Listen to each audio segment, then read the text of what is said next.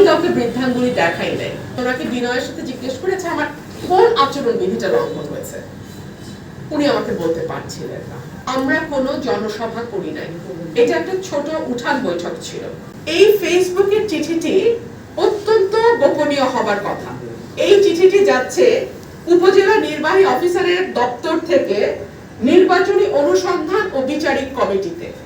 এই চিঠিটি 17 তারিখ লেখা হয়েছে, কারণ অদ্য লেখা। তো 17 তারিখের একটা চিঠি 17 তারিখ রাতেই বা 18 তারিখ সকালবেলা সামাজিক যোগাযোগ মাধ্যমে ভাইরাল হয়ে যায়। যেই ইউএনও অফিস একটা চিঠির নিরাপত্তা 2 ঘন্টাও রাখতে পারে না, গোপনীয়তা রক্ষা করতে পারে না, তারা কি করে একটা নির্বাচনের মতন বড় কাজ পরিচালনা করবেন? এই প্রশ্নটা আমি আপনাদের মাধ্যমে রাখছি। গতকালকে দেখলাম ডিসি অফিস থেকে একটা নোটিশ এসেছে। মজার বিষয় হলো এই নোটিশটা কিন্তু ব্যারিস্টার রুমিন ফারহানা স্বতন্ত্র প্রার্থী নির্বাচনী এলাকা 244 কে দেয়া হয়েছে, কিন্তু এটা আমি পাই নাই। এই নোটিশ আমি পাইছি ফেসবুকে। আপনারা যেমন ফেসবুকে পাইছেন, আমিও ফেসবুকে পাইছি। আচ্ছা দেখি এই নোটিশে কি বলতেছে। বলতেছে এত দ্বারা আপনাকে জানানো যাচ্ছে যে গত 17/1/26 খ্রিস্টাব্দ তারিখ বিকাল অনুমান 4টা থেকে 5টার দিকে আপনি ব্রাহ্মণবাড়িয়া জেলাধীন সরাইল উপজেলার নোয়াগাঁও ইউনিয়নের ইসলামপুর নামক স্থানে, ইসলামপুর না ইসলামাবাদ হবে, নামক স্থানে 400-500 লোকের উপস্থিতিতে নির্বাচনী জনসভা করেন এবং বৃহৎ স্টেজ নির্মাণ করে মাইক দিয়ে রাজনৈতিক বক্তব্য প্রদান করেন, যা রাজনৈতিক দল ও প্রার্থীর আচরণ বিধিমালা 2025 এর লঙ্ঘন।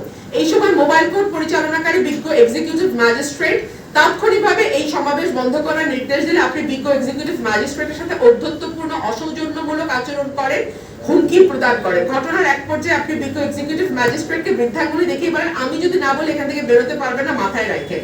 আজকে আমি আঙুল তুলে বলে গেলাম, ভবিষ্যতে শুনবো না।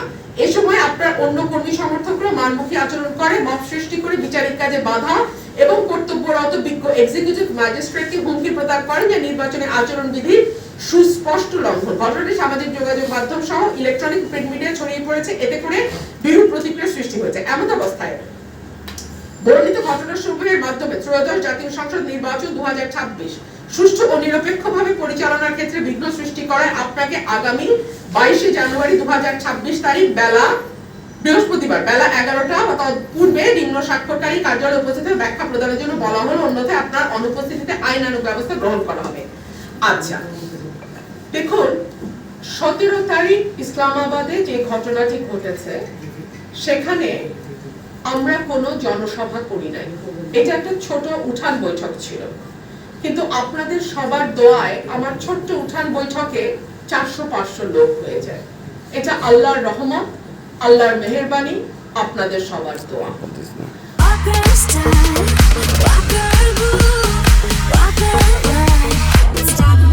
আমি মাইক ব্যবহার করি না, আমি হ্যান্ড মাইক ব্যবহার করি। আমি স্টেজ বলতে একটা চেয়ার ছিল, দুটা, আর দুপাশে আমার জন্য একটা চেয়ার, দুপাশে দুটো চেয়ার ছিল, আর সব সামনে প্লাস্টিকের চেয়ারে মানুষ বসা ছিল, দাঁড়ানো ছিল। এর মধ্যে যখন ম্যাজিস্ট্রেট সাহেব আসেন, তিনি এসে পুলিশ নিয়ে প্রথমে ভেতরে ঢোকেন, উঠানের ভেতরে আসেন। আসার পরে আমি দেখতে পাচ্ছিলাম আমার লোকজনও তাকাচ্ছিল, মানে আমার যারা ভোটার তারাও তাকাচ্ছিল। এক পর্যন্ত স্টেজের উপর উঠে আসেন, আমার একটা চেয়ার ওই মঞ্চে, আমি দাঁড়ানো, ওখানে উঠে আসেন। তো আমি এই পর্যায়ে বক্তব্য শর্টকাট করি, আমি নেমে যাই এবং আমি ওনাকে বিনয়ের সাথে জিজ্ঞেস করেছি আমার কোন আচরণ বিধিটা লঙ্ঘন হয়েছে, উনি আমাকে বলতে পারছিলেন না।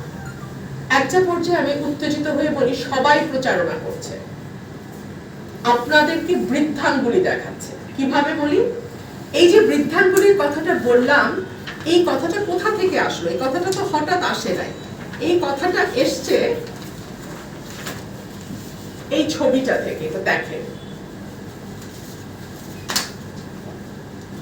এটা উপজেলা আশুগঞ্জ উপজেলা বিএনপির সাধারণ সম্পাদক, তিনি বলছেন যে রিটার্নিং অফিসারের কাছে রুমিন ফারহানার দেয়া অভিযোগকে বৃদ্ধাঙ্গুলি দেখালেন উপজেলা বিএনপির সাধারণ সম্পাদক হাবিবুর রহমান। এটা ব্রাহ্মণবাড়িয়া নিউজে বড় করে গেছে। আমি সেটা ওনাকে দেখেছি যে মানুষ অন্য প্রার্থীর কর্মীরা এভাবে আপনাদেরকে বৃদ্ধাঙ্গুলি দেখায়, আপনারা কিছু করতে পারেন না, এটাই আমি বলেছি।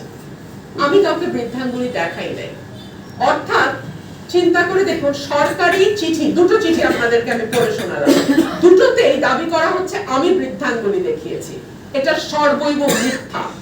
আমি ম্যাজিস্ট্রেটকে বলেছি যে অন্য প্রার্থীর কর্মী সমর্থকরা এই যে বৃদ্ধাঙ্গুলি দেখায়। আপনারা একটু দয়া করে এটা দেখুন, সবাই দেখুন ছবিটা নিয়ে। এটা নিউজও হয়েছে।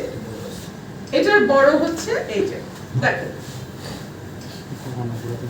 এদিকে ঘুরে না পাই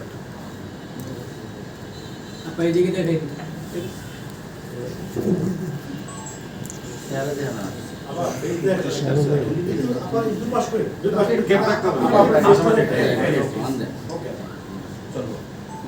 ঠিক আছে? ওকে, তাহলে বৃদ্ধাঙ্গুলির ব্যাপারটা আমি ক্লিয়ার করতে পারলাম, তাই না?